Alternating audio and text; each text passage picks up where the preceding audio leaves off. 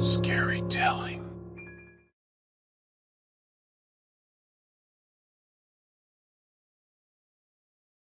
I had always been fascinated with dollhouses. There was something about the tiny, perfect little rooms that captured my imagination and made me feel like I was part of a magical world. So when I saw the dollhouse at the yard sale, I knew I had to have it. The dollhouse was beautiful, with intricate details and realistic furnishings. I couldn't wait to start decorating it and making it my own. But as soon as I brought it home, strange things started happening. At first, it was just little things. I would put a miniature vase on a table, and the next time I looked, it would be on the floor. Or I would rearrange the furniture, and it would be back in its original position the next day. I thought I was just being forgetful or clumsy, but then I started hearing strange noises at night. It sounded like someone was moving around inside the dollhouse, even though I knew I was the only one in the room. One night, as I was lying in bed, I heard a soft tapping on my window. I looked over and saw a figure standing outside, staring in at me. It was a little girl, with long blonde hair and a white dress. She looked just like one of the dolls in my dollhouse. I jumped out of bed and ran to the window, but when I looked outside, there was no one there. I thought I must have been dreaming, but as I turned to go back to bed, I heard the tapping again. This time, it was coming from the dollhouse. I approached the dollhouse cautiously, my heart pounding in my chest. As I looked inside, I saw that the little girl doll was no longer where I had left her. Instead, she was standing in the middle of the room, her head turned to face me. I felt a chill run down my spine as I realized that the dollhouse was haunted. But I didn't want to give up on it. I felt like I had invested too much time and effort into it to just throw it away. So I decided to do some research on the history of the dollhouse. I found out that it had been made by a man named Edward, who had died in a mysterious fire in his workshop. The dollhouse had been his life's work, and he had poured all of his love and passion into it. But as I continued my research, I found something even more disturbing. Edward had had a daughter, a little girl who had died in the same fire. Her name was Emily, and she had been wearing a white dress just like the one the haunted doll was wearing. I started to feel like I was in over my head. I didn't know how to get rid of the ghost that was haunting the dollhouse, and I was too scared to even approach it anymore. But then, one night, as I was lying in bed, I had a strange dream. I was standing in front of the dollhouse, and I could hear Emily's voice calling out to me. She sounded sad and lonely, and I knew that I had to help her. I went to the dollhouse the next morning and made a decision. I took the little girl doll out of the dollhouse and placed her on my nightstand, next to my bed. That night, I heard the tapping on my window again. But this time, when I looked outside, I didn't see Emily. Instead, I saw a faint glow coming from the dollhouse. It was a warm, inviting light, and it seemed to be coming from every window and door. I walked over to the dollhouse and looked inside. And there, standing in the middle of the room, was Emily. She was smiling at me, and I could feel her gratitude and happiness radiating from her. From that day on, the dollhouse was no longer haunted. Emily's spirit had found peace, and I felt like I had made a friend in the process. I still have the dollhouse, and it's one of my most treasured possessions. I like to think that Edward and Emily are both watching over it, and that they're happy to see me taking care of it and keeping it safe. But sometimes, late at night, when I'm lying in bed and the moon is shining through my window, I can still hear Emily's voice calling out to me. And I know that even though she's found peace, she still remembers the kindness I showed her when she needed it most.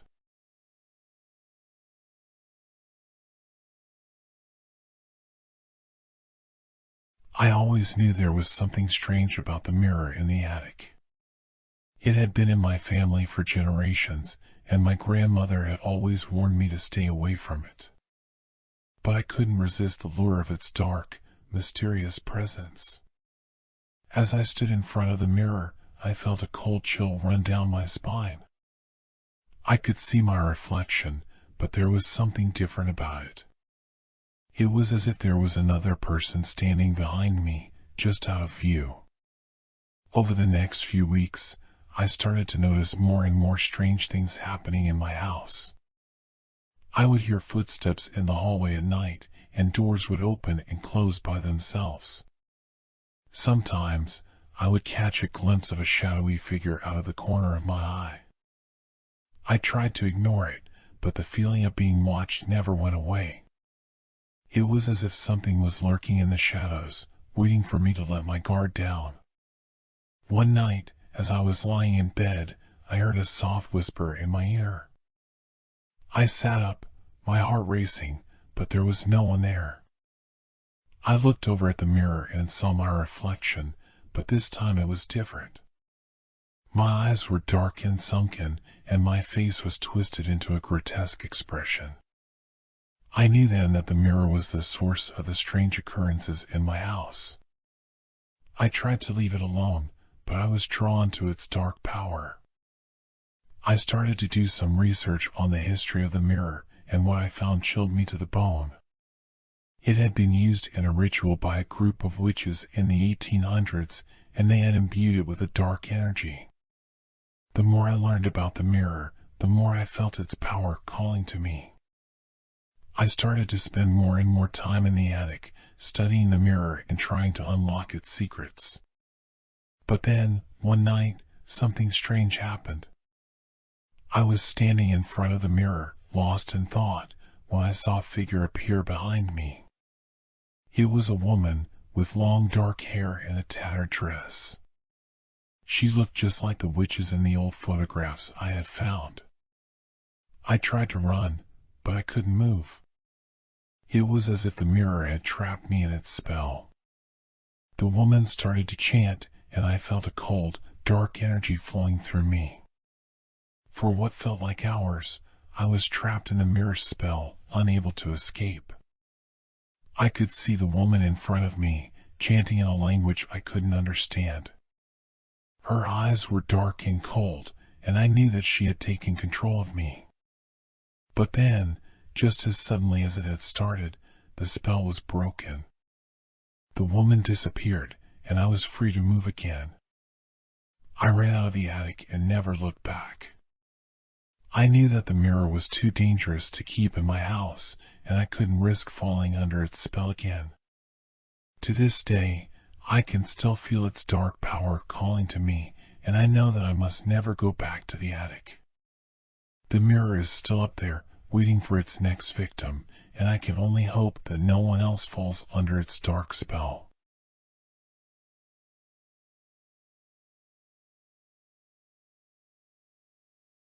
I moved into a new apartment for my senior year of college. It was a small one-bedroom place, but it was perfect for me. I was excited to start this new chapter in my life. Soon after I moved in, I found a roommate to share the rent with. His name was Jack, and he seemed like a nice enough guy. We got along well and became fast friends. But after a few weeks, strange things started happening. I would come home and find my things moved around, or my food eaten. At first, I thought I was just being forgetful, but then I started to notice that Jack was acting odd. He would stay up late at night, talking to someone on the phone in hushed tones. I couldn't make out what he was saying, but it sounded like he was speaking a different language. And whenever I would ask him about it, he would get defensive and change the subject. One night, I woke up to find Jack standing at the foot of my bed. He was just staring at me, his eyes wide and unblinking. I screamed and jumped out of bed, but when I turned on the lights, he was gone. I knew something was wrong, but I didn't know what to do. I didn't want to believe that my roommate was a threat, but I couldn't ignore the strange things that were happening. Then, one day, I found a strange symbol drawn on the wall of the living room. It was a pentagram with strange symbols written in each of the points. I felt my stomach turn as I realized that Jack had been involved in some sort of dark ritual. I confronted him about it, but he just laughed it off and told me that I was being paranoid. But I knew that I wasn't. I could feel that something evil was lurking in the apartment. I decided that I needed to get out of there, but when I tried to pack up my things, I found that the door wouldn't budge. It was as if it was locked from the outside. I was trapped, with no way out. And then I heard the chanting. It was coming from the living room, and it was getting louder and louder. I knew that I had to face whatever was coming. As I stepped into the living room, I saw Jack sitting in the center of the pentagram, surrounded by candles. He was muttering words in a language I didn't understand, and I could see that his eyes were glowing red. Suddenly, the room went black, and I felt a cold hand grab my shoulder. I screamed and tried to run, but I was rooted to the spot. And then I woke up. It had all been a nightmare. But as I sat up in bed, I realized that something was off. My room was different. The furniture was old and creaky, and the walls were covered in peeling wallpaper. And then I heard the chanting. It was coming from the living room, just like in my dream. I slowly got out of bed and made my way to the door, my heart pounding in my chest. As I stepped into the living room, I saw Jack sitting in the center of the pentagram, surrounded by candles. He was muttering words in a language I didn't understand, and I could see that his eyes were glowing red. I screamed and tried to run, but the door wouldn't budge. I was trapped, with no way out. And then the room went black.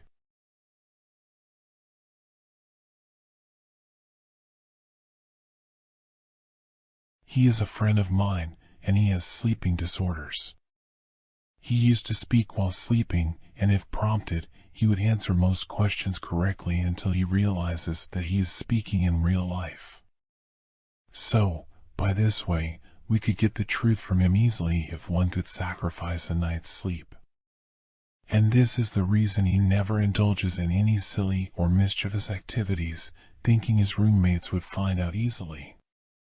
One night, after we saw the Conjuring movie in the room with a surround sound system, we got frightened and slept on the floor with each other except for that guy. The time was around 3 a.m., and we were in a deep sleep when suddenly we heard him speaking in his sleep. It was strange because he was speaking in a language that none of us could understand. We woke up, startled by the sound of his voice.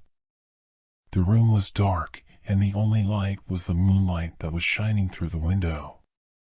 We tried waking him up, but he was deep asleep. His eyes were closed, and his body was still.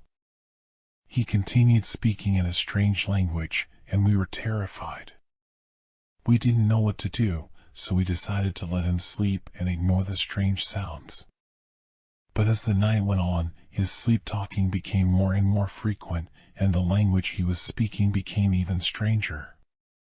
We tried to record his voice, but it was too low, and we couldn't make out what he was saying. It was as if he was speaking in tongues. As the hours passed, the room began to feel colder, and the air became thick with a strange energy. We started feeling like something was watching us, and we were being watched by an unseen presence. Suddenly, the temperature in the room dropped drastically, and we could see our breath in the air. We were all terrified, but we didn't want to wake him up because we didn't want to disrupt whatever was happening. We just sat there, huddled together, waiting for the morning to come. As dawn approached, his sleep-talking slowed down, and eventually, he stopped speaking altogether. We all breathed a sigh of relief, and we thought that it was over. But, little did we know that it was just the beginning. The next night, he started sleep-talking again, but this time, the language he was speaking was different. It was a language that none of us had ever heard before. The energy in the room became even more intense, and we started feeling like we were being suffocated. That's when we realized that we were dealing with something much more than just sleep talking. We decided to take him to a priest and have him blessed, but when we tried to wake him up, he wouldn't budge. We were all scared, and we didn't know what to do. We sat there, frozen in fear, waiting for him to wake up. But he never did. He just kept sleep talking, and the room became colder and colder. It has been months since that night, and he is still sleep talking. We have tried everything, from doctors to priests, but nothing seems to work. We have come to the realization that he is possessed by something evil, and there is nothing we can do to help him. We have all moved out of the apartment, but his room is still locked. We don't know what to do with it, and we are too scared to go back in. His sleep talking has stopped, but we can still hear strange noises coming from his room at night. We don't know what's in there, but we know that it's not human.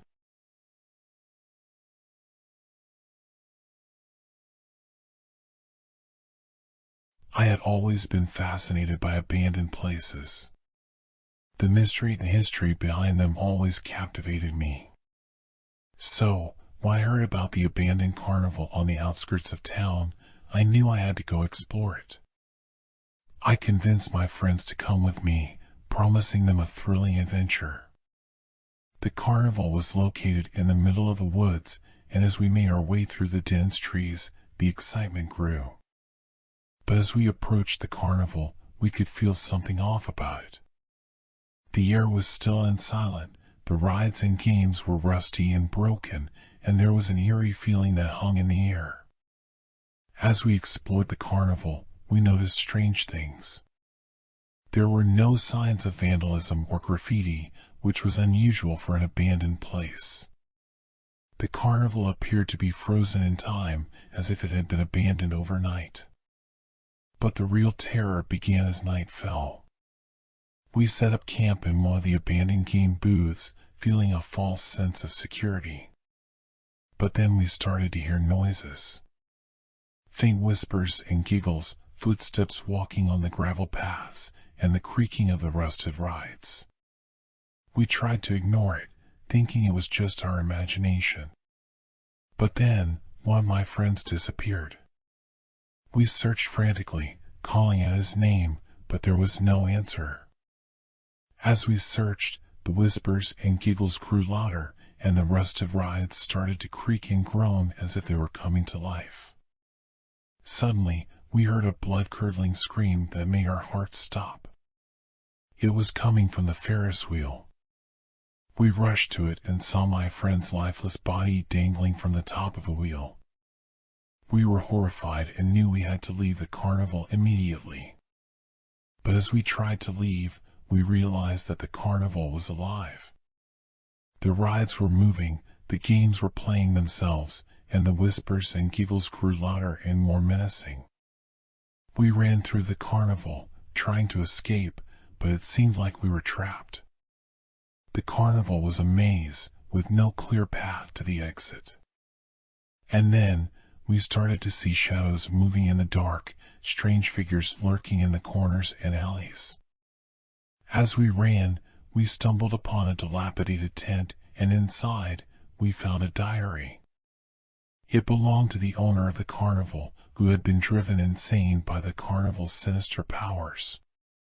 He had performed dark rituals, sacrificing innocent people to keep the carnival alive, and in return, the carnival had granted him immortality. We realized that we had to perform a ritual to break the curse and free ourselves from the carnival's grasp.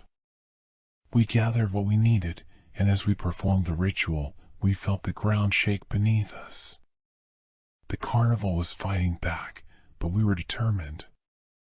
Finally, the ground stopped shaking, and the carnival fell silent. We stepped out of the tent and saw that the carnival had crumbled to the ground, the rides and games now nothing but a pile of rusted metal and wood. We left the carnival, shaken and traumatized by our experience. We never spoke of it again, but every now and then, we would hear faint whispers and giggles in the dead of night, a reminder of the horrors we had faced at the abandoned carnival.